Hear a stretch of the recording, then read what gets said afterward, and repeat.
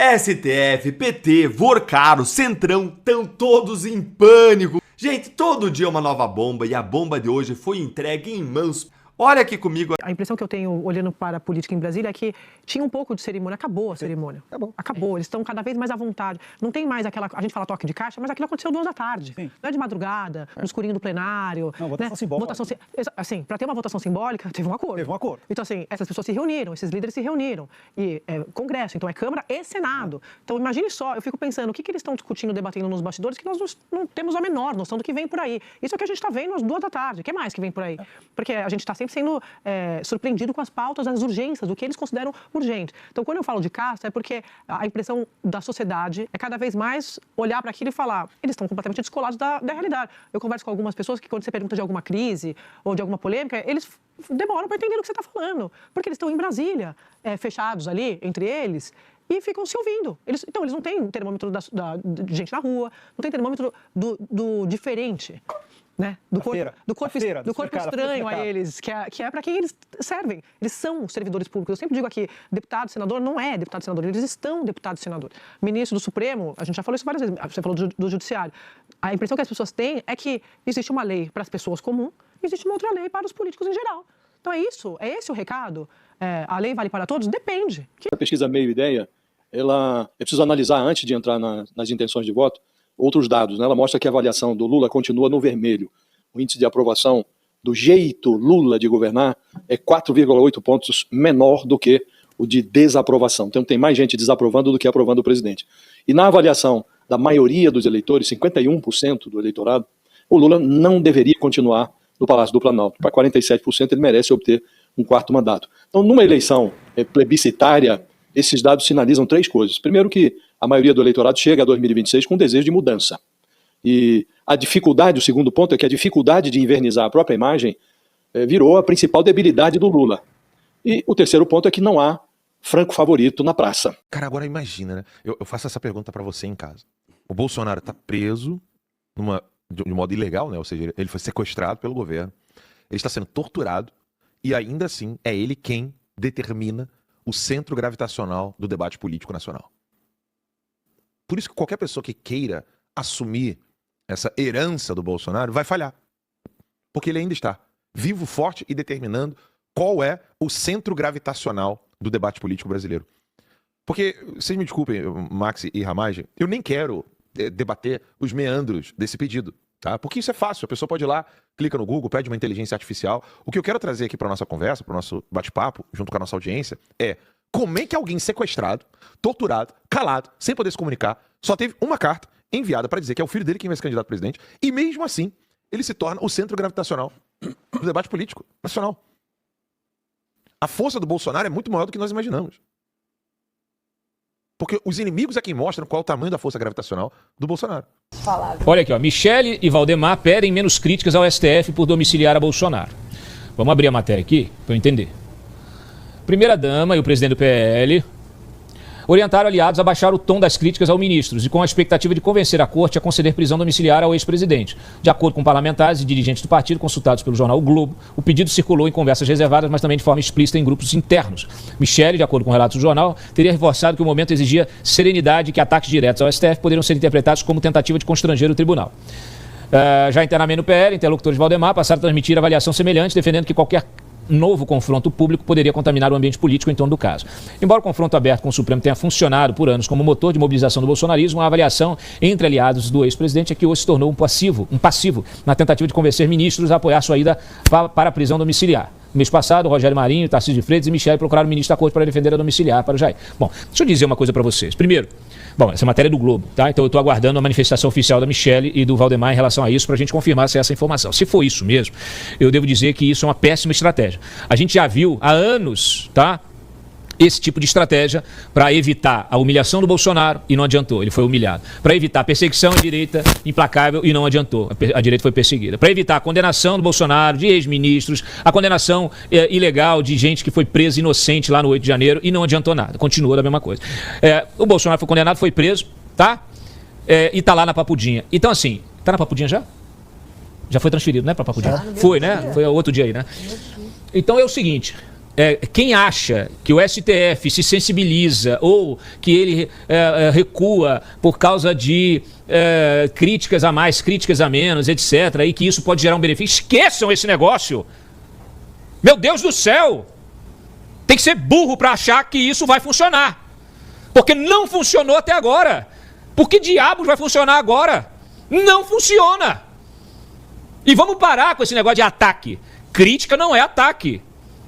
Ataque é terrorismo, ataque. Pegou lá o negócio, jogou uma bazuca. Isso é ataque. Crítica não é ataque. Crítica é exercício da liberdade de expressão constitucional. E é ela que deve prevalecer sobre qualquer outra coisa. É a liberdade de expressão. Com seus limites? Sim. Tem lá ofensa, difamação, etc. Pode pegar esse negócio todo e ir para a justiça da primeira instância se quiser, se achar ofendido, etc, etc. Tá? Difamado, injuriado, etc. Agora, crítica, ela pode ser contundente. Como é que eu faço aqui? Por isso que eu digo que aqui é uma academia, porque as pessoas precisam aprender a fazer crítica técnica, inteligente, sem ofender, sem cair na esparrela, né, desses processos todos, senão você perde a razão. Então você tem que fazer a crítica contundente. Deve haver absoluta liberdade para crítica. E ela pode ser contundente, pode ser serena, pode ser o que for. Eu faço aqui de todas, dependendo do tema e dependendo do meu nível aqui de estresse. O fato é o seguinte, a crítica inclusive cabe no humor, né? É uma ótima forma de criticar, através da comédia e do humor.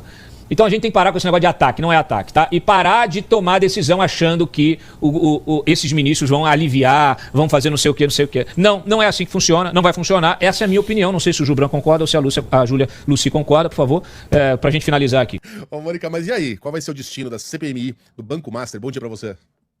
Olha só, o Omega, da CPMI, a Comissão Parlamentar de Inquérito, mista de inquérito para investigar o escândalo do Banco Master, ela já nasceu morta, Megali. Essa é a opinião, é a aposta de parlamentares que, inclusive, assinaram o requerimento para a instalação das investigações. Ontem, como a gente viu, a oposição conseguiu assinatura de mais de 280 deputados e de 47 senadores. 42 senadores, melhor dizendo, para a instalação automática da comissão. Bom, mas há etapas a seguir, o Megali, e essas etapas dependem do presidente do Senado, Davi Alcolumbre, que precisa reunir as duas casas numa sessão conjunta da Câmara e do Senado, chamada de sessão do Congresso, para então ler o pedido, para depois instalar a comissão, que ainda vai precisar ter nomes indicados por todos os partidos.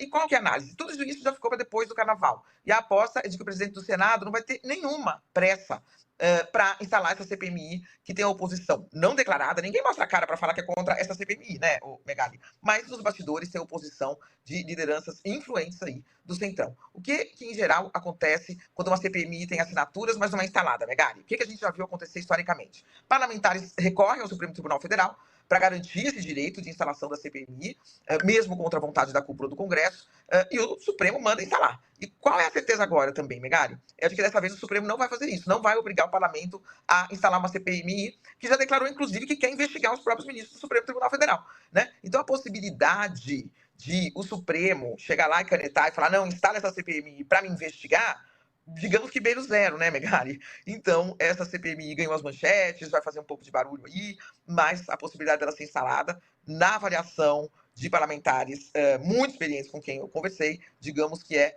praticamente zero. Vai fazer barulho, vai continuar aí rendendo, mas é praticamente zero. Na Câmara... Ações de Brasília, Gabriela Echenique, fala pra gente. Milton, hoje o presidente Lula se reúne com deputados e com o presidente da Câmara, Hugo Motta, num jantar organizado pelo Palácio do Planalto, numa tentativa de azeitar a relação do Executivo com o Legislativo, não só na abertura do ano, mas já de olho nas eleições. É claro que algumas pautas podem entrar em discussão, mas segundo interlocutores do próprio Palácio do Planalto, a ideia é, de fato, tentar se aproximar ainda mais de Hugo Motta e também da base aliada, que inclui partidos do Centrão, por exemplo, para garantir não só a votação de pautas importantes, mas para que o ano não seja tão turbulento para Lula em ano eleitoral. Inicialmente, Milton, a previsão, ou pelo menos a expectativa de Lula, era que houvesse um jantar com deputados e senadores e que contasse com a presença tanto de Hugo Motta quanto de Davi Alcolumbre.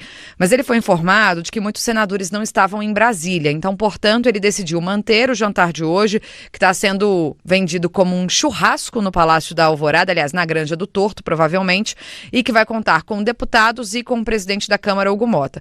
Lula já recebeu um telefonema de Davi Alcolumbre dizendo que num próximo encontro, portanto, ele vai participar. Há uma previsão, então, de que esse novo encontro, esse novo jantar, seja marcado para depois do Carnaval. Aí sim, com os senadores e com o presidente do Senado, Davi Alcolumbre, que deve aí distensionar a relação também para a sabatina, por exemplo, de Jorge Messias para o Supremo Tribunal Federal. Parece puro jogo de cena essa mudança de discurso, Débora. Sim, vamos assinar, sim, vamos apoiar, mas não vejo esse interesse do governo em haver realmente uma CPI ou CPMI para apurar os desvios e as suspeitas de fraude do Master. Pelo óbvio, né? Uma CPI a mais em ano eleitoral, com o risco de isso respingar de alguma maneira no Lula ou em seus aliados mais próximos, entre eles o ex-ministro da Justiça, Ricardo Lewandowski, com o risco de Daniel Vorcaro, em algum momento, acabar expondo também integrantes da base aliada, como o líder do governo no Senado, o senador Jacques Wagner, e todo o PT da Bahia, que fez negócios com a instituição bancária dele, que agora é investigada. Então, me parece algo assim, olha, estava pegando muito mal, o governo fazendo uma resistência contra a CPI, parecia e deixava ali transparecer que havia esse temor, então vamos liberar a bancada, vamos apoiar as assinaturas, a gente faz isso num requerimento que não seja o da oposição, para não jogar água no moinho da oposição, mas interesse genuíno em que haja investigação não existe. Tanto que a fala da ministra Gleisi Hoffmann deixa claro isso. Para o governo, o ideal é que não haja CPI nenhuma. Eles parecem agora apostar todas as fichas no poder de dissuasão do Hugo Mota e do Davi Alcolumbre, que eles serão capazes de evitar a instalação dessa CPI ou de uma CPMI com base nos argumentos formais. Do tipo, olha, tem outras na fila antes, olha, a gente já tem muitas CPIs abertas, não vai ser possível instaurar uma outra para funcionar concomitantemente. Então, eles estão querendo se eximir do ônus, né, do desgaste de frear uma CPI, mas interesse real em que haja investigação eu não vejo em nenhuma conversa que eu tenho, em nenhuma análise de cenário mais isenta que eu busque das fontes lá em Brasília. Essa CPMI do Banco Master, ela bateu o recorde em número de apoios, em número de assinaturas para que ela fosse instaurada. Nunca se conseguiu 280 assinaturas para se iniciar uma CPMI, como é o caso do Banco Master. Só que calma lá, o jogo não acabou ainda. A CPMI, embora regimentalmente, até com própria determinação do STF, ela obrigatoriamente tem que ser aberta quando se alcançam assinaturas e é protocolada, porque foi assim que fizeram com a CPMI da Covid, se você se lembra. Acontece que o Alcolumbre agora parece que fez um acordo com o governo, vai segurar. E o governo está desesperado, porque já saíram várias matérias e várias informações de que o governo está intrinsecamente ligado com o escândalo do Banco Master. Inclusive, o próprio Vorcaro já tem falado a interlocutores com o governo, isso aqui, ó. Vorcaro ameaça presidente Lula após declarações de jornalista.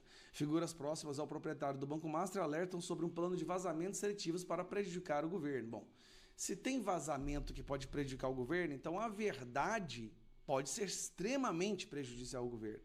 E tudo que o CPMI quer fazer é chegar à verdade. A situação está tão catastrófica que o próprio povo do PT na Bahia disse para o governo, ó, se essa investigação acontecer, acabou com o PT no Brasil. Obviamente o governo ficou desesperado, mas a opinião pública e até mesmo a imprensa de esquerda quer que a CPMI aconteça, ou que uma investigação aconteça. Qual foi a saída do PT? Vamos fazer um pedido de CPI. Só que tem um problema. A CPI ela não vai ser aberta, porque a CPI ela precisa entrar na lista de CPIs que já conseguiu assinatura. E nós temos 11 CPIs da Câmara dos Deputados. Então é a forma que o PT encontrou de fingir que quer buscar resposta, mas na verdade não vai sair nada dali, porque tem 12 CPIs já com o número de assinaturas para serem instauradas. Então ela entrou no fundo da fila. Já a CPMI é diferente. Ela obrigatoriamente tem que ser instaurada. Aí nós estamos nessa situação aqui, ó. Por que a CPI do Banco Master não deve sair do papel no Congresso? Apesar de vários pedidos de instalar a CPI na Câmara ou uma CPI mista no Congresso Nacional para investigar o Banco Master, A aposta majoritária, vou aumentar aqui, né? A aposta majoritária entre parlamentares é que nenhuma delas será, olha só o jogo que o sistema está fazendo, nenhuma delas será instalada. Apesar de sobrar apoio público para a investigação sobre as supostas fraudes, né? Cometidas pelo banco, cometidas pelo banco comandado por Dona Elvocaro, falta vontade política dos 3 poderes para mexer no vespeiro da Master. Na Câmara, o próprio presidente Hugo Mota deu um banho d'água fria que sonhava em ter uma CPI. Segundo ele, é uma longa lista, uma longa fila, né? Então, não tem como selar. E aqui embaixo, já a CPMI está nas mãos do presidente do Senado, Davi Alcolumbre. Também não deve prosperar entre os senadores a aposta que o mandatário irá enrolar o quanto puder. E aí, olha que gracinha, me veio essa matéria ontem. A CPI do Banco Master ganha a adesão do PT, que quer ter controle sobre a condução das investigações. Se antes fugia dessa ideia, o Partido dos Trabalhadores agora corre para mudar de posição. A prioridade é blindar o presidente Lula. Por que tem que blindar o presidente Lula no escândalo do Banco Master? Ele fala que ele não tem nada a ver. De qualquer contaminação do caso. O cheiro de um acordão segue no ar em Brasília, ainda sem garantia de que vai dar certo. Mas o jogo vai ficando claro na medida em que os vazamentos, por exemplo, expõem o Planalto, mas não o Centrão. Um desequilíbrio que o governo quer corrigir, se reaproximando do Congresso. Quem está ficando isolado nesse processo é o Banco Central. E não só pela atuação no Master. Fernando Haddad atua em nome do PT para assumir uma cadeira no Copom. Ao mesmo tempo, governistas no Congresso entram para aquele time que quer descredibilizar o trabalho do supervisor bancário. No fundo, é um jogo de proteção política. O Banco Central vira peça descartável, onde a prioridade não é esclarecer fatos, mas preservar terrenos de poder. E aí nós temos uma situação onde no ano eleitoral o governo está enfrentando o escândalo do filho do Lula recebendo 300 mil reais por mês do careca do INSS, sem falar dos 25 milhões iniciais.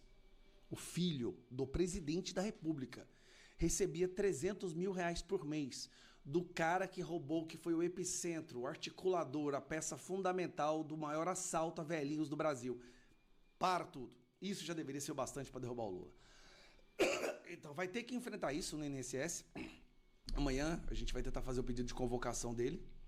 E agora tem o governo completamente envolvido com o escândalo do Banco Master, que envolve o próprio STF. Então não adianta correr para o STF, que o STF vai querer blindar. Não adianta correr para o governo vai querer blindar. Vai comprar os votos ali dentro. Cara, tá uma situação.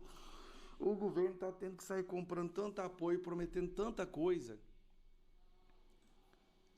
E o curioso, é um dos únicos pontos que a imprensa quer chegar ao fundo da verdade, e ela está percebendo que quem está protegendo o bandido nesse caso é o próprio governo que eles ajudaram a eleger. Faz o L. Eles entenderam que há um perigo chamado Flávio Bolsonaro. O medo deles é que o Bolsonaro abra a boca.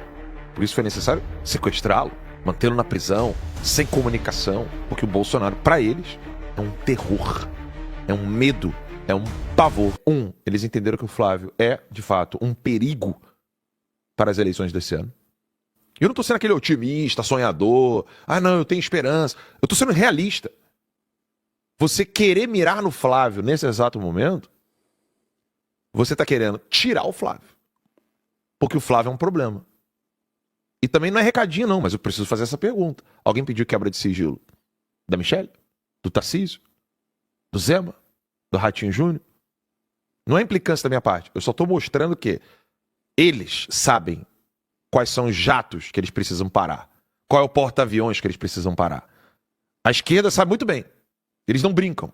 Eles não ficam jogando estilingue em passarinho. Eles ficam guardando munição. E quando eles usam a munição deles, foi usada no Flávio.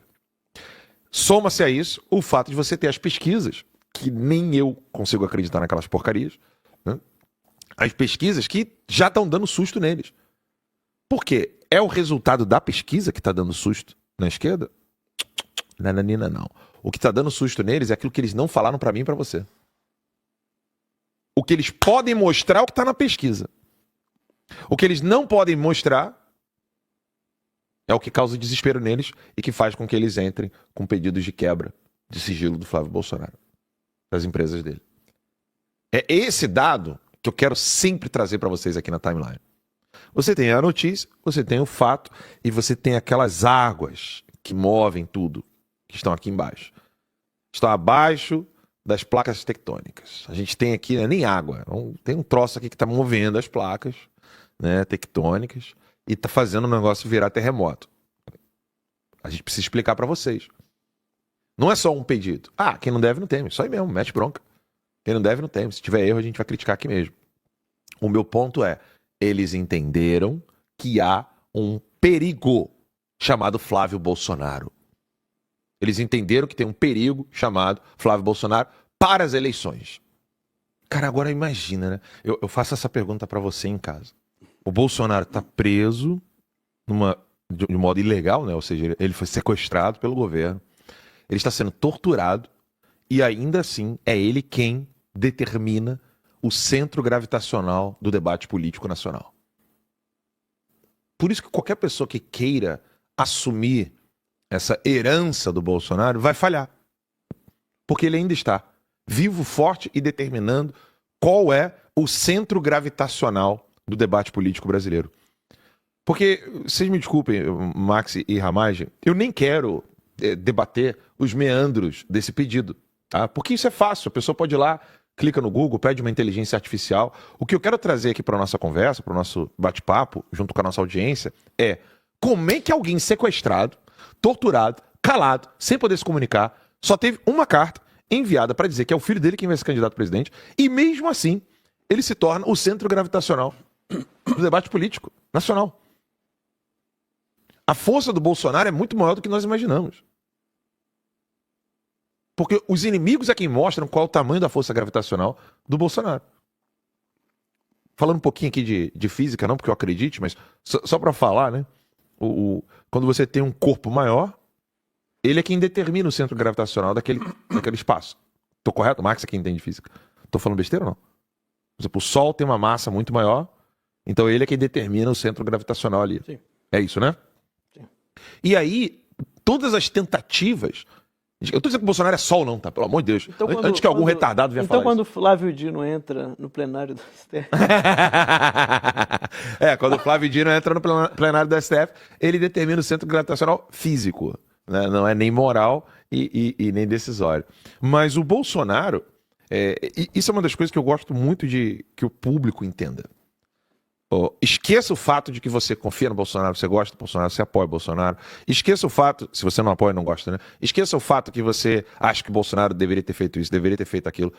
Eu não quero saber a opinião de vocês agora. Entenda, eu quero tratar de fatos. O fato é, esse pedido mostra a força gravitacional do Bolsonaro no cenário político. Porque ele não está falando, ele não está dando entrevista, ele não está podendo se comunicar, ele não tem pronunciamento. A única opinião dele, que é uma opinião / decisão, foi a carta dizendo: entrego a você, meu filho, Flávio Bolsonaro, para que você leve meu legado adiante e a gente lute pelo nosso povo. Foi só isso que ele fez. Isso foi o suficiente para mudar o cenário de pesquisa eleitoral, aquilo que eles comentam conosco. Tá? É bom vocês saberem disso. Isso modificou o Congresso Nacional. Porque se o Legislativo, ao invés de ter que debater leis, né, para derrubar leis desnecessárias, implementar leis novas, mais atualizadas, não. Querem ir para cima do Flávio, em decorrência da decisão da carta do presidente. Isso mostra que qualquer tentativa de substituição do peso gravitacional do Bolsonaro vai falir, vai ser falha, será falha. Então eu digo isso para vocês, para que vocês entendam. Não é que eu falo em meu nome aqui, eu não falo o nome do Marx, nem do Ramage, nem das pessoas que escrevem colunas na timeline. Estou falando em meu nome. Qualquer tentativa de substituição da autoridade do Bolsonaro será, assim, frustrada. Isso é um fato. Isso não é a minha opinião, não é o meu desejo. Isso é uma obviedade. O peso gravitacional político do Bolsonaro no cenário nacional é muito grande. Se não maior. Porque imagine se ele pudesse estar falando. Imagine se ele pudesse falar, se comunicar, comentar, explicar por que o Flávio, por que não outras pessoas. Imagine se ele tivesse total liberdade para poder estar falando isso. A gente estaria ainda tendo mais perseguição da esquerda em relação ao Bolsonaro e seus apoiadores. Muito mais. O medo deles é que o Bolsonaro abra a boca. Por isso foi necessário sequestrá-lo, mantê-lo na prisão, sem comunicação. Porque o Bolsonaro, para eles, é um terror, é um medo, é um pavor. A gente está falando aqui de pesquisas que estão sendo divulgadas pela revista Exame, pela CNN, tá? Mas presta atenção nessa pesquisa que saiu hoje. Flávio Bolsonaro estaria empatado tecnicamente com Lula no segundo turno, segundo a pesquisa do Meio Ideia. Óbvio, a gente aqui não é alguém que vai confiar plenamente em todas as pesquisas que estão saindo. A gente sabe que as pesquisas têm a sua manipulação, elas têm os seus problemas, mas o que eu acho interessante é, nesse momento que nós estamos, uma pesquisa que está sendo divulgada pela velha mídia, falar que o Bolsonaro está empatado tecnicamente com o Lula. Então, você imagina que a realidade é muito acima disso. Mas qual que é o interessante da pesquisa? Vamos, pelo menos aqui, analisar a pesquisa que foi divulgada hoje, tá? Nessa quarta-feira, 4 de fevereiro. Diz o seguinte, que o Flávio, num segundo turno, Flávio Bolsonaro, no segundo turno, com o Lula, seria assim, Lula teria 45,8%, e o Flávio Bolsonaro 41,1%. Portanto, é um empate técnico, porque o erro aqui, a margem de erro é de 2,5 pontos. Mas qual que é o interessante?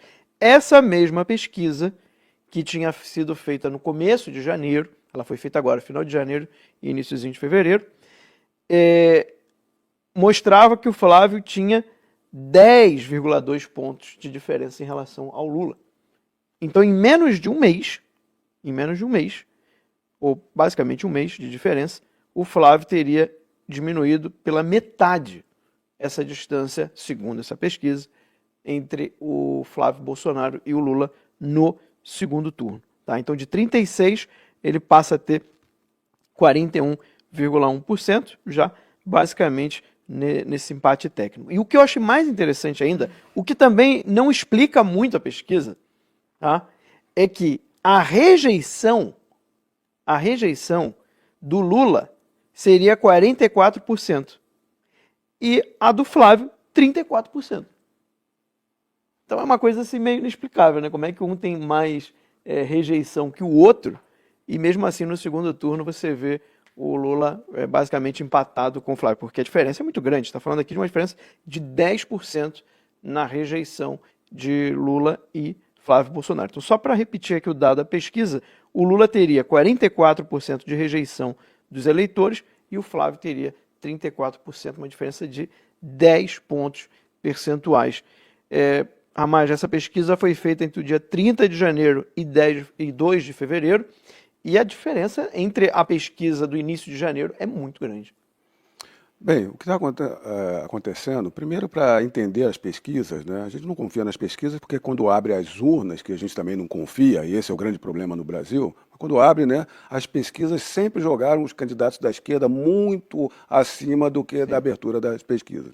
E a mesma coisa com os candidatos abaixo. Em 2018, Bolsonaro não tinha quase chance nenhuma, e quando se viu, eles tiveram que acertar as pesquisas no final, porque não tinha como não demonstrar que Bolsonaro estava na frente e ganhou muito à frente as eleições de 2018. E em 2022, o tracking deu Lula desde o começo e mantendo e Bolsonaro subindo. O que a gente sabe que a pesquisa, né, esses favorecimentos acontecem dependendo ainda de quem pede a pesquisa, mas eles também não podem fugir muito daquele desvio padrão, e é isso que eles fazem, tá? O desvio padrão, eles jogam os da esquerda lá em cima no desvio padrão e jogam da direita mais abaixo. Tem que ter consciência disso. E tendo esse parâmetro, quando a gente verifica que o Flávio Bolsonaro já largou bem tracionado muito à frente, demonstrando que trazia os votos de Bolsonaro, as pesquisas ainda botavam o presidente Bolsonaro, porque o cidadão mais humilde não tem ainda a noção de que Bolsonaro não pode competir ou não. Hoje as pesquisas já demonstram que o Flávio Bolsonaro já está bem acima do próprio Bolsonaro. A população já está entendendo que o Bolsonaro não vai estar nas eleições e é o Flávio que é o candidato. Já demonstrou muito à frente do Tarcísio. Ainda em São Paulo também, à frente do Tarcísio, ou seja, Jair Bolsonaro estava certo no seu planejamento eleitoral, assim como ele esteve certo quando disse que Tarcísio Gomes, lá em 2022, seria o candidato para o governo de São Paulo. Ninguém acreditava. Hoje, Tarcísio é o governador de São Paulo, vindo à reeleição. Ou seja, Bolsonaro tem esse faro, tem essa experiência e tem esse planejamento político mais acertado que qualquer um. Tanto que se colocou como presidente e chegou a presidente. Em 2022, a gente sabe tudo que foi feito para ele não ser reeleito. Agora, Flávio é uma realidade, sim, e logo de início. Essa questão da rejeição, ele herda do pai, sim, mas já está começando a tirar. Porque ele é o pai na defesa dos valores, mas tem a diferença do pai, que é apropriado ao momento de agora de composição.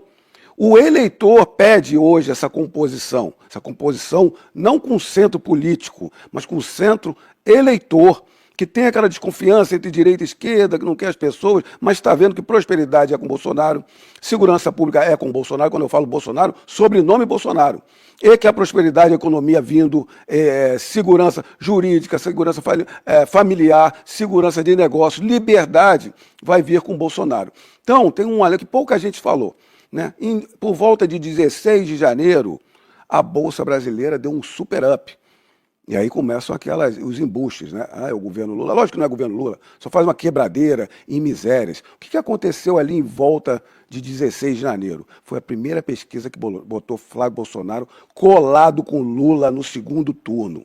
E por que a Bolsa deu esse boom para cima? Porque o mercado, inclusive americano, jogou dinheiro aqui dentro no Brasil. Falo aqui dentro que eu me coloco no Brasil, como sempre.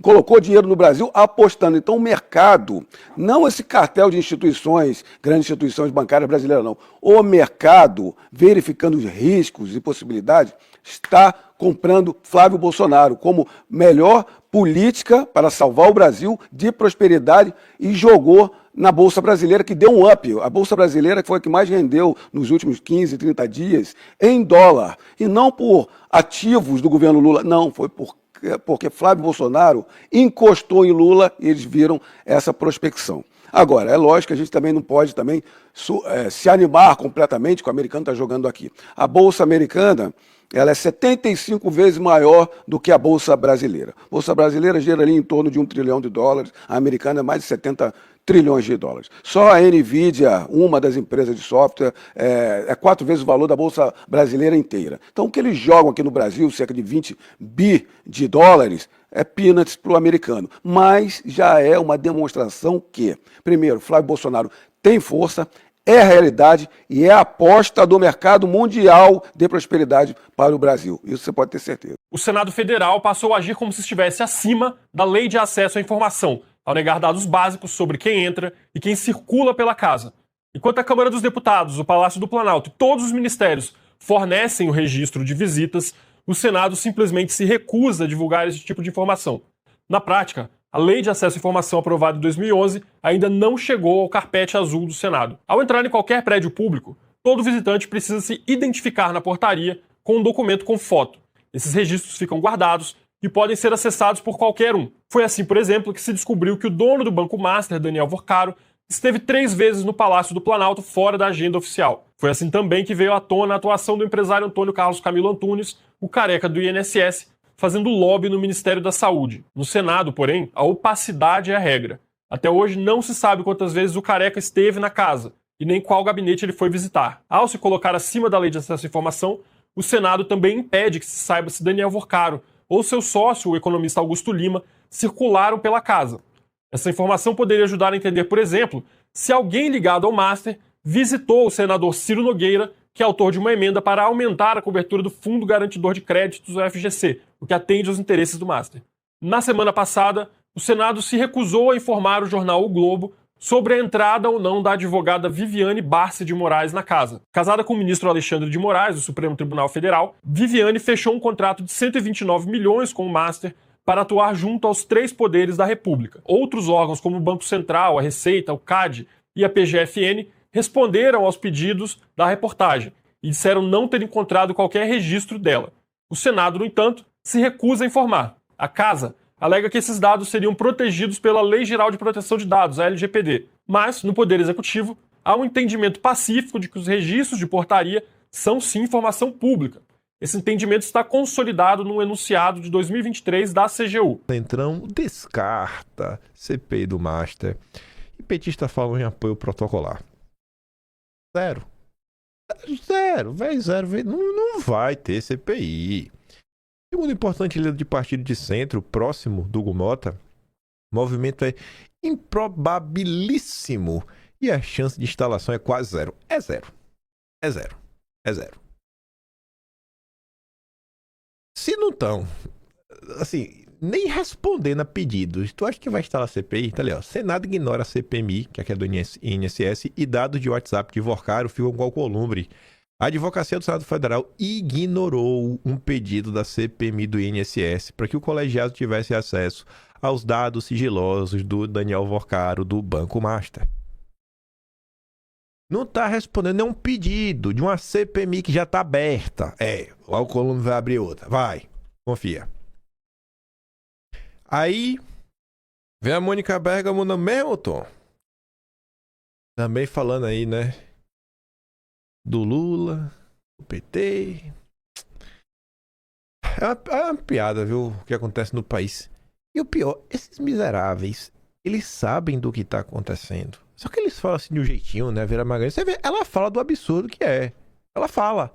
Mas ela não faz juízo de valor pra falar se o Lula é malvado, se o PT é malvado, ou é bonzinho, ou tem rabo preso. Não sei o que. Faz de conta, é jogo de cena. Mas, cara, cadê o juízo de valor? Cadê aquele jornalista, aquele ímpeto jornalístico que essa turma tinha contra Bolsonaro, a ponto de acusá-lo de mil uma coisas e cobrar que o povo se levantasse contra Bolsonaro? Custa a Mônica Bergamo falar, eu queria ver a Mônica Bergamo gritando assim, cobrando que o povo brasileiro se levante para derrubar o PT. Mas isso não vai acontecer, né? O escândalo do INSS e do Banco Master.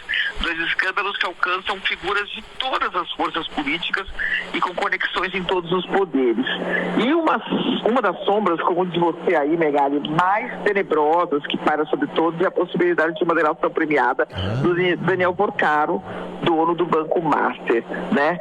Com a saída de um dos seus advogados, um dos seus principais advogados do caso, o advogado Valfrido Vardi, criou-se essa expectativa de que o Vorcaro pode estar pensando ou aderindo já a um acordo de delação premiada que derrubaria, o Megali, eu não exageraria, eu não acho que derrubaria a República toda, mas derrubaria uma parte, sim, da República, né? E o que eu apurei, Megali? Eu apurei que essa possibilidade, por enquanto, está sendo descartada por ele em diversas conversas, tá? Com amigos, com conselheiros políticos, com advogados, mas que ele está cada dia mais irritado, não com o Centrão, né, onde ele tem amigos do peito, ele diz inclusive que jamais delataria seus amigos, mas sim com o Palácio do Planalto, e especialmente com o presidente Lula, que ontem de novo voltou a dar indiretas, né, ao dizer que, sob o seu governo, magnatas do crime vão ser punidos. Todo mundo entendeu, né, Megali, que ele estava dizendo que Daniel Vorcaro será punido, entre outros. Acontece que o banqueiro tem diversos e graduados amigos petistas, Megali. Por exemplo, o ex-sócio dele, Augusto Lima, é ligado ao ministro Rui Costa da Casa Civil, ao líder do governo, Jacques Wagner, o ex-ministro da Fazenda e muito amigo de Lula, Guido Mantega, trabalhou para o Vorcaro, levou ele, inclusive, ao Lula, né? E ele está, segundo relatos que eu ouvi, indignado com essas colocações do presidente da República. Ele acredita que isso coloca ainda mais na linha de tiro. Agora, aliados do presidente dizem o quê, Megali? Que o Lula está fazendo uma vacina, né? Ano eleitoral, ele não tem nada a ver diretamente com esse banco, ele não fez nada para salvar esse banco, para ajudar esse banco para nada, então ele vai se vacinar, como diria o ex-presidente Collor, duela quem duela, doa quem doer, e vai tocar adiante. Então é isso. Vorcaro irritado, indignado aí com essas declarações do Lula, mas uma delação ainda não decidida, Megali. Está apostando ainda no processo judicial normal e vai esperar o andamento aí para ver se fala ou se não fala, Megali. Por enquanto, apostando aí no processo que está correndo na Justiça, no Supremo. Sabe, Todo mundo sabe que cai a República envolvido. Não, mas ele tá vendo aí, não tá apostando ainda na delação, não. Quem melhor falou do acordão, sem o mínimo de pudor, esse daqui realmente deixou melhor pro final, foi a senhora Andréa Sadi. Cara, esse aqui é Globo News, né? Globo News. Esse vídeo aqui é nível Daniela Lima. Nível Daniela Lima de jornalismo, onde você vê que a pessoa perdeu totalmente o pudor, não tem mais nenhuma vergonha na cara. Fala assim, rapaz, tô nem aí, velho. Fala mesmo aí, não tô nem, não devo nada. Tô do lado do Supremo, tô do lado do Lula, tô aqui pra passar pano, tô aqui pra normalizar o inaceitável, né? Ela vai falar do acordão, e o acordão envolve os 3 poderes. Óbvio, sabe? Ai, vai, Sadi.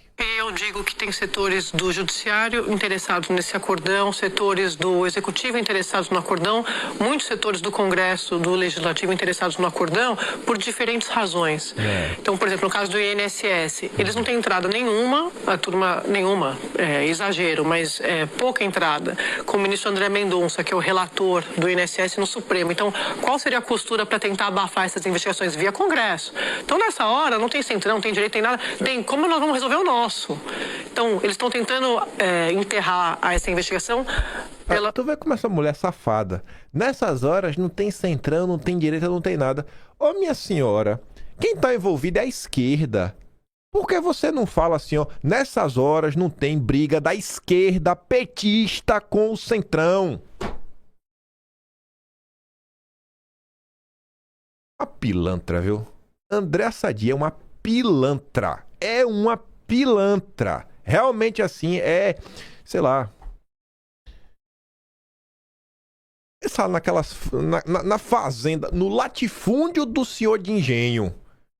Aquele cara que era contratado pra cuidar e maltratar os escravos. É tipo Andréa Sadi, velho. Tá ali, vai ficar de boa com a família real. Não nessas horas, botar aqui não tem direita, não tem centrão, não tem nada. Quem é a direita que tá envolvida, minha filha? Passa o trator em cima aí. Procura aí alguém de direita passando pano pro que tá acontecendo. Safadinha. Essa investigação. Deixa eu ver. Como nós vamos resolver o nosso? Via Congresso. Então, nessa hora, não tem centrão, não tem direito, tem nada. Tem como nós vamos resolver o nosso? Não tem centrão, não tem direita nem nada. Tem como a gente vai resolver o nosso. A palavra esquerda não existe, né? Deve ser o Lula. Lula é de direita agora. Então, eles estão tentando enterrar essa investigação pela via política, porque no Supremo não tem conversa com o André Mendonça sobre isso, dentro da minha apuração. Esse é o primeiro... Aí você vê, né? Com o André Mendonça, que é de direita, né? Porque é o bolsonarista, foi indicado por Bolsonaro. Aí não tem conversa. Com o Mendonça não tem. Com os outros tem. Com a outra ala do Supremo tem. Ala do Lula. Essa tem conversa, né, Sadi? Aí você fica... Ela fala, não nessa hora não tem direita, não tem centrão, não tem nada, tem que resolver. Mas peraí, o processo tá com Mendonça, que é de direita. Ah, então quem tem o rabo preso é a esquerda e o centrão. Ponto. Segundo ponto, como a gente sempre conta aqui, como o governo não tem base no Congresso, ele conta e muito com a base que ele montou no Supremo. E aí, muitos argumentos que eu tenho ouvido de gente do governo este ano vai ter uma trinca, uma dupla bolsonarista no comando do TSE. Cássio Nunes Marques e André Mendonça assumem... Agora é dupla bolsonarista. Agora a base do Lula no Supremo é o quê? É só a ala, né? É a base do Supremo. Por que não chama de base lulista, Sadi? Cara, que mulher safada e pilantra.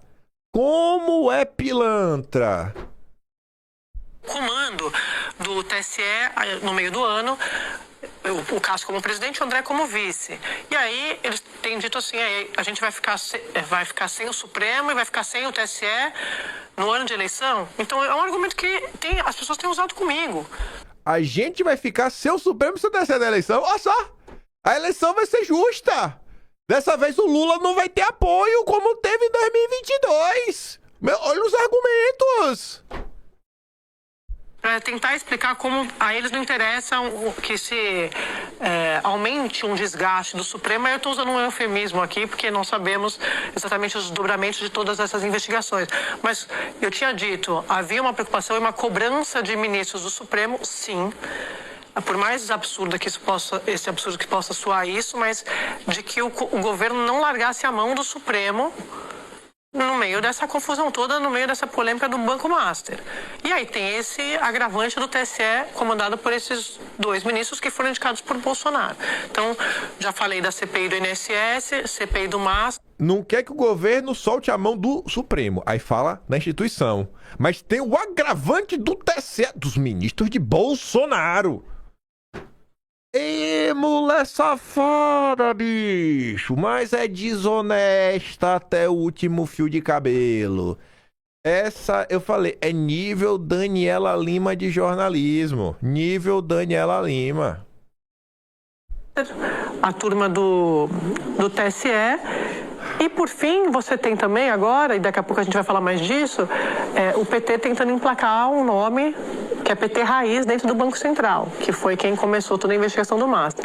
A gente pode discutir aqui se isso tem a ver ou não, mas tem gente dizendo que isso também tem a ver com essa grande preocupação do governo diante do avanço de todas essas investigações e dos aliados que eles vão perder no meio do caminho. Então, o Supremo, Davi Alcolumbre e Hugo Mota, que o governo quer emplacar, pelo menos a discussão da 6x1. Não estou dizendo aprovar, porque a gente sabe como funciona a eleição, ano de eleição. Promessa. Promessa, mas que consiga ficar pautando ali para o governo fazer esse palco, já tá bom no ano eleitoral. Thomas. Boa tarde, Sadi de novo. Boa tarde, amigos. Boa tarde, assinantes. Incrível, né? Aí, a Malu Gaspar, a única que, sei lá, acho que ela não sabe mentir. Eu acho que ela não sabe mentir muito bem. Não é que ela tem caráter, não. Ela só não é boa de mentir. Aqui é 20 segundos. Esse comentário aqui dela cabe à colega de empresa dela. Uma pena que seja assim, a gente fala como se fosse uma coisa natural, mas a verdade é que não tem nada de natural nisso, né? Você tem um mega rombo, muitos investidores lesados, aposentados do Brasil inteiro lesados e todo um esforço da classe política para que a gente não saiba do que se passou nos bastidores, para que todo esse rombo fosse produzido. Isso é muito ruim, mas é assim que as coisas estão sendo em Brasília hoje. É muito ruim, mas assim que as coisas estão sendo em Brasília, né? Pois é, com o apoio de seus colegas, Malu Gaspar.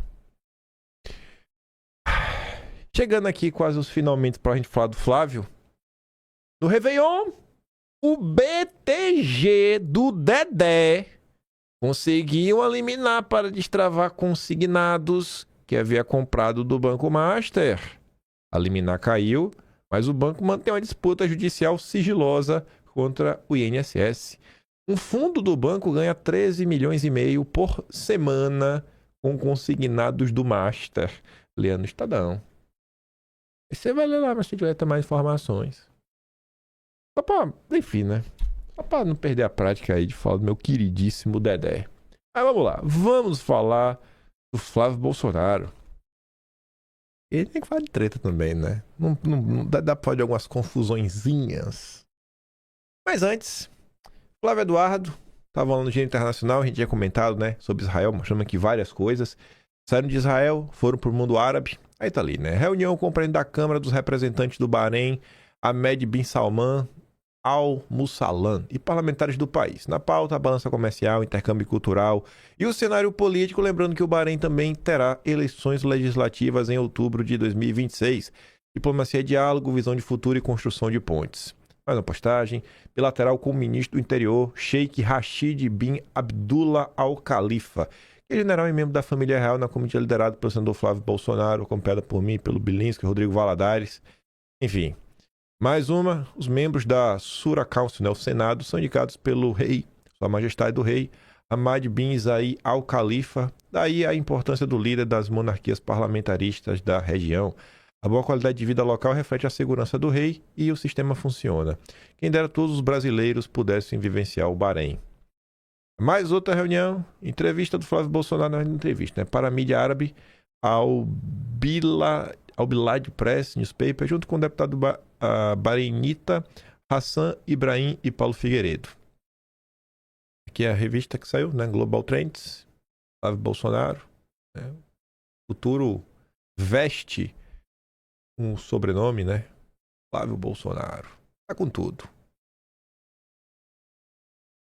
Após Israel, também o mundo árabe, Flávio Bolsonaro vai aos Estados Unidos. Aí, né? Aproveitando que ainda tá... Porque na hora que a Compé mesmo começar, não vai ter tempo de viajar. Então, fazendo a pressão de fora para dentro, já no início, do jeito que tem que ser, também vai aos Estados Unidos e, já que estamos falando de Estados Unidos, Eduardo Bolsonaro estará presente lá em Mar-a-Lago, possivelmente vai se encontrar com Trump, é o que a imprensa pelo menos vem falando, né? Enfim, satisfação de retornar à residência do Trump e participar do mesmo evento que o melhor presidente da Argentina em todos os tempos, o Milei, né? O Milei também vai estar lá. Dia 10 de fevereiro, no Mar-a-Lago, informações, né? O Latino Gala. Lá tá o Eduardo, deve falar no evento também, né? Ou não. A observar, a ver. E, depois de todo esse giro, o que eu espero, né? Eu esperava da direita brasileira que, no mínimo, tivesse o mínimo de boa vontade para compartilhar, né, coisas sobre a campanha do Flávio Bolsonaro. Uma parte desses assuntos aí não ganha muito apoio, ninguém divulga nada, ninguém fala nada. E aí a Pantera Cor-de-Rosa foi lá no Ticaracaticast. E a Pantera Cor-de-Rosa que passou meses, anos, falando que vai apoiar quem Bolsonaro indicar. Ontem igual um safadinho, mostrando que o caráter dele é do tamanho da altura dele, ou seja, gigante, né? Gigante pra quem vê, pequeno pra quem usa. Isso era o que mesmo? Era esse comercial do quê? Gigante pra quem vê, pequeno pra quem usa. É mais ou menos isso. Então vai lá, o de menor. Vai lá de menor. Deixa aqui o de menor falar. Flávio, você não quer de jeito nenhum. Não é que eu não quero. Eu quero alguém apoiado pelo Bolsonaro. Mas o Flávio, ele já falou. Mas, cara... O Tarcísio já apoiou. Mas é que o Flávio tem a rejeição do Bolsonaro, cara. E o Lula não tem rejeição? Tem também. O brasileiro sabe que ele tá comendo. Pois é, a rejeição do Lula é maior que a do Flávio. Na batalha de rejeição, o Lula já tá perdendo. Menos, que ele tá... Cara, que a o mídia... poder de compra dele tá muito uma merda, a cara. mídia é do PT, os artistas são do PT, Sim. E o judiciário é do PT, e o cara precisa fazer 41% no resto do país pra ganhar a eleição, cara. Como é que o cara vai perder, velho? Ou a gente vai com um candidato com chance, com alguma chance... Qual candidato? Qualquer um, pode ser o Ratinho, pode ser o Zema, pode ser o Tarcísio, pode ser a Michele. Pode ser a Michele, Ratinho, Zema, tá? Pode ser qualquer um, menos o Flávio. Menos o Flávio. Até o Zema. Sem votos. Qualquer um sem voto. Pode ser o... sei lá... Deltan Dallagnol. Só não pode ser o Flávio. Ah, meu Deus. Não, é que é o seguinte... É o Ratinho... Flávio, você não quer de jeito nenhum. Não é que eu não quero. Eu quero alguém apoiado pelo Bolsonaro. Mas o Flávio, ele já falou. Mas, cara... O Tarcísio já apoiou. Mas é que o Flávio tem a rejeição do Bolsonaro, cara. E o Lula não tem rejeição? Tem também. Mas tu quer ir... Eu acho que o Flávio ele tem chance de vencer. Tem chance. Mas a gente tem mais chance com alguém de centro apoiado pelo Bolsonaro. Na minha opinião. Também é do Malafaia, também é de outros caras. Entendeu? Agora, a gente pode... Também é a opinião do Malafaia, pronto. Quem é o Malafaia? Eu tô aí pra opinião dele. Ele é o quê? Ele agora é o quê? Ele é vidente, é? É tarólogo, é? Vai jogar as cartas, os búzios. Jogou os búzios. Aí lá os búzios falaram que é o candidato de centro que vai levar. Que papo idiota, bicho. Mas vamos lá. Discutir isso aqui é política, né, cara? Política é... Vai até amanhã. Vai até amanhã. Agora, uma coisa não pode brigar, é com os números. Aí tu pode pivotar o discurso e dizer, os caras vão manipular a eleição, então não precisa ter eleição. Então não precisa ter eleição. Então, a eleição acabou.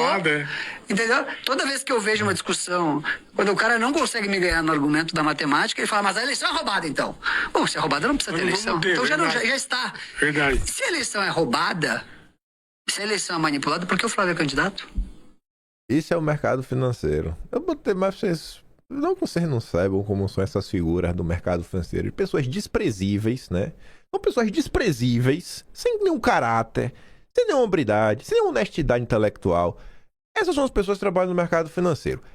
95% é assim. Tô sendo bondoso. Ai de quem vem reclamar. Quem tá reclamando tá na seção dos 5%. 95% pra cima é pior do que a Pantera Cor-de-Rosa. Depois vou entrar aqui em outros embates de outros assuntos, falar de eleição, das caixinhas e tudo mais. Aí, pegando aqui o gancho, antes de entrar em mais tretas, entrevista. Lá vai o Zema da entrevista pra Globo. Zema critica idolatria política. Vê cansaço do radicalismo e tenta se diferenciar do bolsonarismo. Anteontem, eu terminei o vídeo falando do Aldo Rebelo, né? Aí você vê e fala, cara, como é que a gente tem um cara de direita? Porque o Aldo Rebelo não é de direita. A direita não dá pra colar o Aldo Rebelo, né? Não vamos forçar a barra. Ele pode nem... Talvez o Aldo Rebelo seja o cara de centro. Porque é pelo menos a oposição a Lula, né? Ou pelo menos esquerda antipetista. O Aldo Rebelo da entrevista, aí tu vê as manchetes do Aldo Rebelo, Aldo Rebelo falando, pô, Bolsonaro não fala de golpe. Não teve golpe nenhum. Sabe? Absurdo. Ou então assim, Lula é um serviçal do Supremo. Ou qual foi a outra? Era que o Supremo tá o pior problema do Brasil. São as manchetes. Aí tu vai ver a manchete do Ratinho Júnior, semana passada, que a gente comentou. Temos que acabar com a polarização. Aí tu vê a do Zema. Temos que acabar com a idolatria. Sabe, assim, é de doer. A centro-direita, os governadores democráticos, eles são mais... Me perdoem... Não, eu ia usar um termo, não vou usar. Então não precisa pedir perdão. Eles são mais molengas do que Aldo Rebelo. Essa coisa molenga, né? Que eu ia pedir desculpa pra falar, mas você já entendeu. São molengas. O caráter de geleia. Homens de geleia. Esse é o cara que o Ferri acha que tem mais chance de vencer o Lula do que o Flávio Bolsonaro. Embora diga ser mais próximo de Bolsonaro que de Lula, embora diga, né? Zema critica o que chama de idolatria política, afirma que o país vive um esgotamento do radicalismo e sustenta que há espaço para um candidato que dialogue com eleitores que rejeitam os dois polos. Ele não é nem de esquerda nem de direita, ele é apolar. Ele é apolar. O senhor se diz candidato à presidência, existe espaço real para quebrar a polarização entre petismo e bolsonarismo. O brasileiro continua polarizado, mas está cansado desse radicalismo e extremismo. Pronto, o Zema chamou vocês de extremistas. Será que o Jeffrey Chiquini, o leão da montanha, o advogado sem medo, ele é o demolidor, o homem sem medo, ele que não se dobra nem para Alexandre de Moraes, só pra coleirinha do Deltan. Chiquinho, eu quero ver você atacar, porque você sabe que falar contra o novo é ataque, não é crítica. Atacar essa fala do Zema, chamando nós bolsonaristas de extremistas. Mostre que você é o demolidor, homem sem medo. Não precisa ficar cego não, né? Porque o demolidor é cego, é só escuta. Eu quero ver a turma do Novo se libertar da coleirinha do Deltan. Ninguém. Será que meu colega de profissão, Marco Antônio Costa, o Superman, o homem que veste a cueca por cima da calça, vai falar alguma coisa disso aqui? Não pode. Porque vai ser candidato pelo Novo. E meu apoio. Melhor ele do que qualquer petista. Mas eu tenho que, ó... cutucar, temos que cutucar. Eu não sou político. E quem é político? Cutuca, pula pirata, oi, fala uma coisa aí.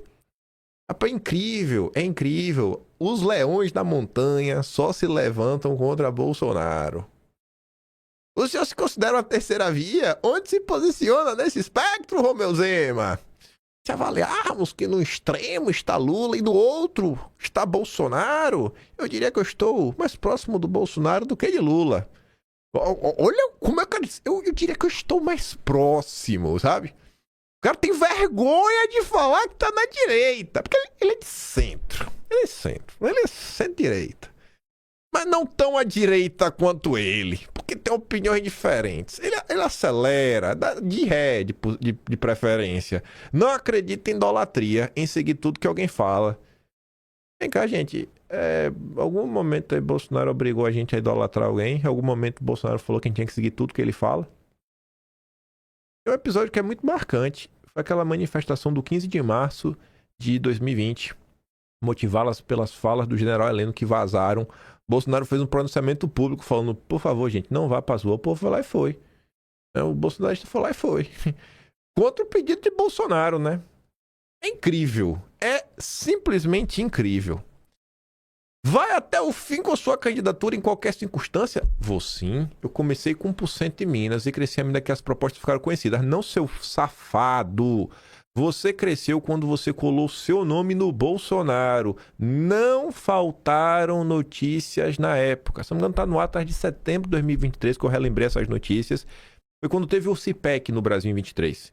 Se foi setembro, foi agosto, pega o Atlas desse período, bota lá a palavra Zema, que eu peguei as matérias. E teve até uma jornalista recentemente, não sei se foi alguém da Globo, da CNN, que falou sobre isso. Falando assim, o Zema tá cantando de galo. Não foi, acho que foi a Daniela Lima, no UOL. Falando, cara, ele só cresceu quando ele colou a imagem dele no Bolsonaro. Um pilantra.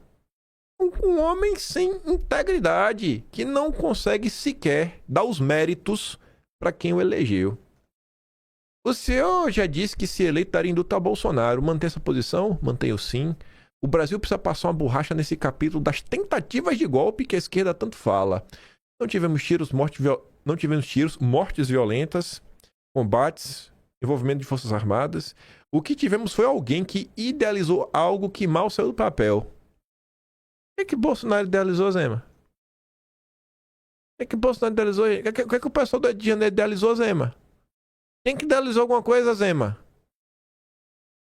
E que recebeu uma punição como se tivesse feito uma movimentação armada com milhares de vítimas que não tivemos. Foi uma retaliação desproporcional. Vem cá, tinha que ter alguma retaliação, Zema? Tem algum crime aqui? Aí você vê de novo. Aldo Rebelo fala que não... Aldo Rebelo diz, ó, não tem crime. Se eu fosse ministro da Dilma, ela me pedisse, eu fazia. Eu ia ser golpista? Não ia. Aí Zema... Olha, gente, foi desproporcional, sabe? É crime. Tinha que punir, mas puniu demais. Puniu demais. O cara é mais molenga que o Aldo Rebelo. E o Aldo Rebelo, meu Deus! E quer ser o nome da direita. Da direita. Aí a dona Sheila escreveu um texto.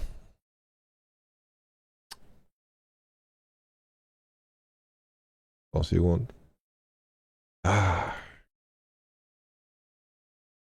Peraí, só um segundo aí. Sou burro eu também. Eu vou mostrar pra vocês depois. É porque eu não quero mostrar agora. Eu quero mostrar depois. Vamos por partes. Vamos por partes. A gente tem que preparar o terreno pra dividir a direita. A gente não pode dividir a direita assim, não dá não. Pronto. Eu apaguei aqui a parte de baixo do texto da Sheila. Aí tava aqui mostrando. Eu falei, eita, como eu sou burro. Mas eu vou mostrar essa parte. Eu quero mostrar uma coisa primeiro. Preparar o terreno pra dividir a direita. A dona Sheila viu a notícia do Zema e fala, né? Em 2022, todos os tons de esquerda, do rosa-choque ao vermelho discreto, todos se uniram em nome do bem maior. Ou seja, contra Bolsonaro. Toda a esquerda se uniu contra Bolsonaro. Toda. Junto com a Frente Ampla, Centrão, todo mundo contra Bolsonaro. Ninguém ficou com vergonha de apoiar o descondenado. Em 2026, os tucanos têm outras opções na manga. Por exemplo, o Partido Novo, o Nanico com reais chances de decolar no próximo pleito. Por quê? Porque parte da direita bolsonarista está empenhada em fortalecer exatamente a ala prudente e limpinha, que é tida como direita, né? Ela fala esquerda na prática. Caímos na cilada da famigerada posição união da direita e, consequentemente, abraçamos os chupins dessa direita sem Bolsonaro. Eles usufruem do capital político bolsonarista de imediato. Desde já ele já tem que ter o apoio do bolsonarismo. Mas nós temos de passar pelo segundo turno para talvez termos os benevolentes votos dos isentões. É a política sem idealismo conservador, sem alma, só o possível. Aquela que evita elogiar Bolsonaro ou qualquer político verdadeiramente bolsonarista. Liberais não são aliados, não é mesmo Zema, Van Hatten, Dallagnol, Luiz Felipe Dávila? Ai, mas eles elogiam Nicolas, o Gaia, a Bia Kicis, o Princeso. E você ainda acha que a turma do nós concordamos em discordar são os bolsonaristas de carteirinha? Aí agora, vamos falar de números. Números. E realmente dá para provar em números, né? Com bolsonaros rachados, PL Mulher ignora nas redes sociais a candidatura de Flávio Bolsonaro. O UOL fez um levantamento que é basicamente o quê? Você abre o perfil e você sai contando. Vocês podem fazer isso agora, vocês podem procurar. Eles foram no perfil oficial do PL Mulher.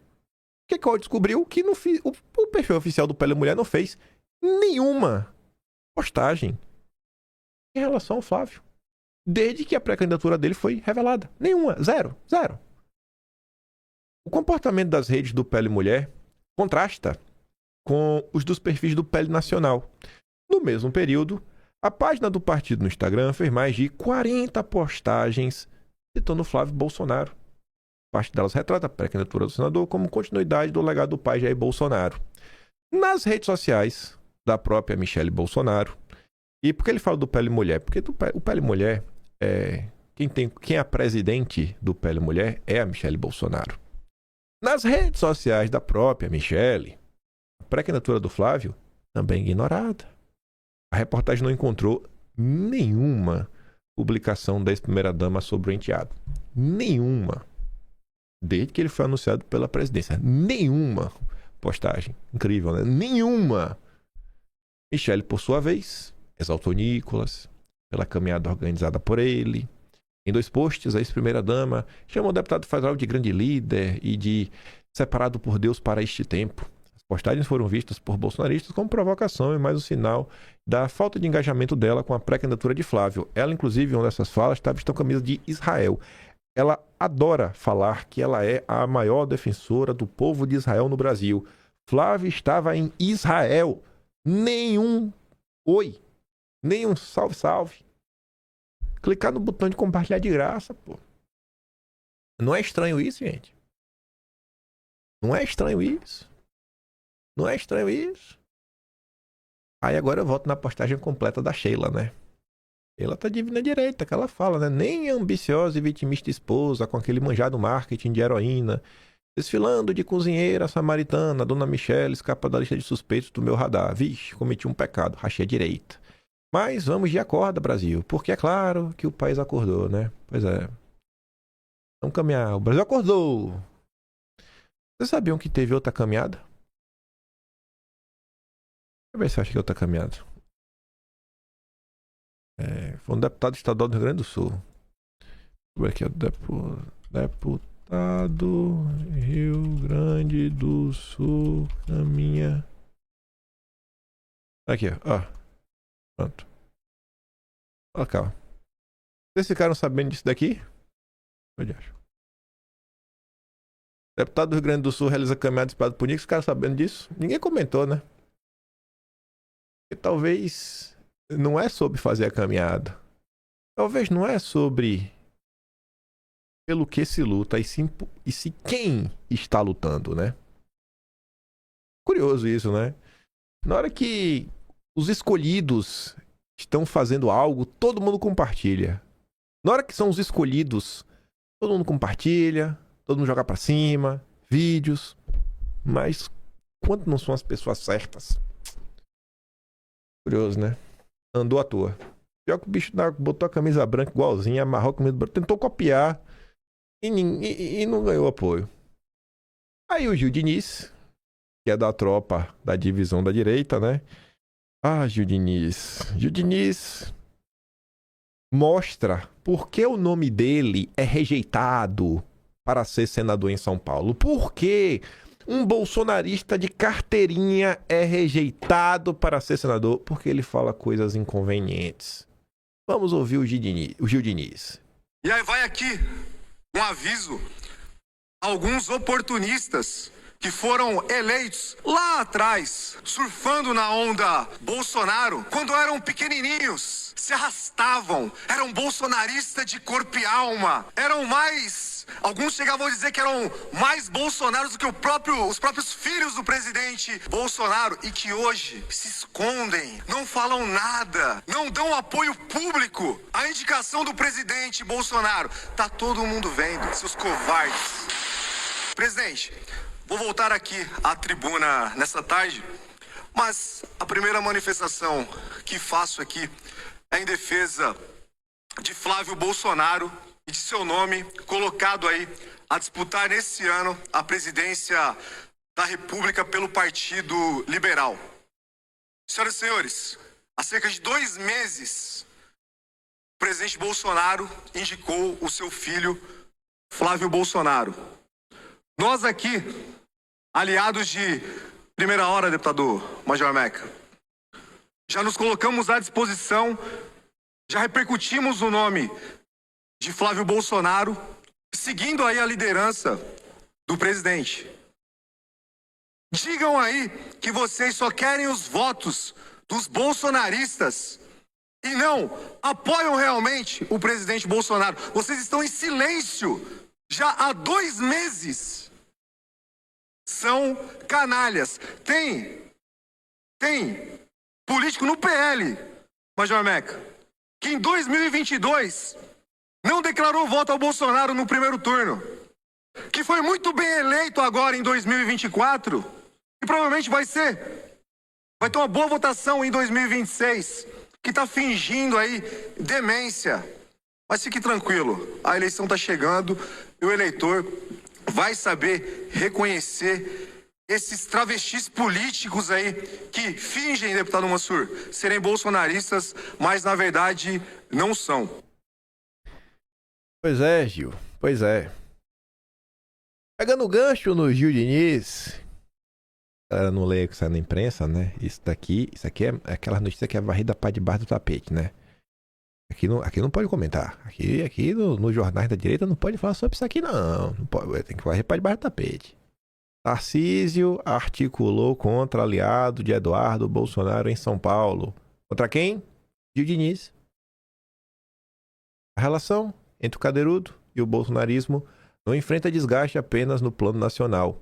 Na Lesp, o Cadeirudo tem sido criticado por atuar contra a indicação do Gil Diniz, um dos principais aliados de Eduardo Bolsonaro no Estado, à liderança do Partido Liberal na casa. Aqui não é nem só o Senado, nem para ser líder do PL na casa, o cara não deixa. E olha porque o Tarcísio é do Republicanos, metendo o dedo dentro do PL. Rapaz, ei, Gil Diniz miserável. É porque Gil Diniz, desde 2023, quando o Cadeirudo apronta, ele bota o dedinho e lembra, ó, você está aprontando. E olha que o Gil se contém, viu? Porque se o Gil fosse chutar o pau da barraca, Ave Maria.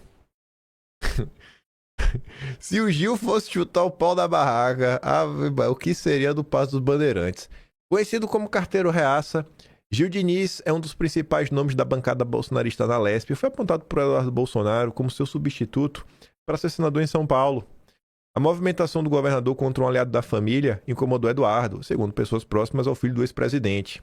A troca no comando da bancada do PL ocorreu após o então líder Carlos César ser indicado por TCE. Segundo deputados do PL ouvidos reservadamente pelo Estadão, Tarcísio manifestou de forma explícita sua preferência por Alex Madureira. Alguns parlamentares, em outros casos, recorreu a auxiliares para deixar clara à bancada que o deputado era o seu escolhido. Gil Diniz contou a correligionários ter reunido 11 assinaturas para se tornar líder do PL no final do ano passado. Ele correu atrás, pegou a assinatura. E aí, ao protocolar o pedido, porém, foi informado de que 2 deputados haviam retirado o apoio após pressão do Palácio dos Bandeirantes, o que inviabilizou a liderança do bolsonarista. Críticos de Tarcísio dentro do partido acusaram o governador de ingerência em outra bancada e dizem que o governador busca alguém subserviente a ele na liderança. Madureira é visto no PL como um nome não ideológico. Bolsonaristas dizem que o parlamentar ligado à agenda ESG, amplamente rejeitada pelo bolsonarismo. E a matéria falou com o Gil Diniz, né? A matéria foi lá falar com Madureira e perguntou para o Gil. Gil Diniz classificou como absurda qualquer tentativa de interferência externa em uma decisão de bancada. Sou bolsonarista, faço parte da base do governador e tenho todas as condições de assumir a liderança da bancada do partido do presidente Bolsonaro na Lesp. Mas você, bolsonarista, tem que ficar calado em nome da União da Direita. A União da Direita quer te destruir, mas você tem que ficar calado, porque senão eles não vão votar em você no segundo turno. Aí, para encerrar, tinha mais coisas, mas pra gente terminar falando da União da Direita, a amiguinha do Cláudio Dantas, a lacradora Lucy, tem um recado. Já se sabe que existe um eleitorado no Brasil que é uma direita. A direita no Brasil, ela é maior que o bolsonarismo. Diferente da esquerda, onde o petismo, o lulismo é maior que a esquerda em si, né? No Brasil, não. Você tem um espectro de direita mais alargado. Começar pelo centro-direita, né? E os 3 governadores que estão lá, eles estão transitando exatamente nesse espectro mais alargado. O Eduardo Leite, ele inclusive peca um pouco ali da centro-esquerda também, né? Mas ele tem voto do centro e ele tem voto da centro-direita e as pesquisas... Eduardo Leite, viu? Ele tem voto do centro-esquerda, centro-direita. Centro-direita com o Eduardo Leite, viu? A centro-direita com Eduardo Leite. Gazeta do Novo, né? Tinha que ser na Gazeta do Novo. Parceria com o Cláudio Dantas. Assim, a direita é maior que o Bolsonaro. Tá, mas por que na hora da votação quem tem voto é Bolsonaro? Eu acho que o tamanho de um grupo político é proporcional à quantidade de votos que ele tem. Junta Zema, Caiado, Ratinho Júnior, Tarcísio, Eduardo Leite, bota numa Kombi. Rapaz, vai todo mundo folgado. Vai todo mundo folgado. Aí o Michel Salles fala, rapaz, me dá um ranço quando eu escuto de uma jornalista que existe uma direita no Brasil fora do bolsonarismo. E a menina da Gazeta aí ainda tem a capacidade de dizer que essa direita fantasiosa é maior que o bolsonarismo. Vocês podem discordar, mas a única direita verdadeira que existe por enquanto nesse país é do bolsonarismo, o resto é centro. Eu nem gosto desse papo de direita verdadeira, vocês sabem disso. Mas são outras direitas. O que me incomoda é você negar um dado da realidade, que disparadamente quem tem votos é o bolsonarismo. Mas não, a maior direita do Brasil, a maior direita é a sem-direita. É a sem-direita. E a sem-direita. Sem-direita. Ai, deixa eu ver aqui o negócio. É o pesquisa do meio, o grupo meio lá, que é da turma do Armínio Fraga.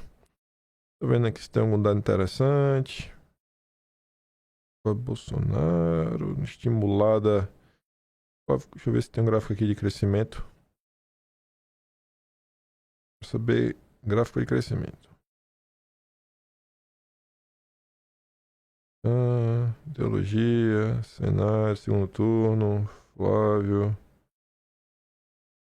Rapaz, que o Flávio tá apontando mais, viu? Acho que na última pesquisa do IDEA, o Flávio tá 30 e poucos %, tá aqui 41,1%. Enfim. Deu uma crescida. O Zema tem 34,5%. O Ratinho Júnior 38% em relação ao Lula. O Flávio tem muito... O Eduardo Leite tem 21%. Candidato de centro, viu? Apoiado pelo Bolsonaro. 21%. 21%. Sem direita. Cara 34%. Renan Santos 26%. Pelo menos ganhou do Eduardo Leite, viu? Aldo Rebelo tem 20%.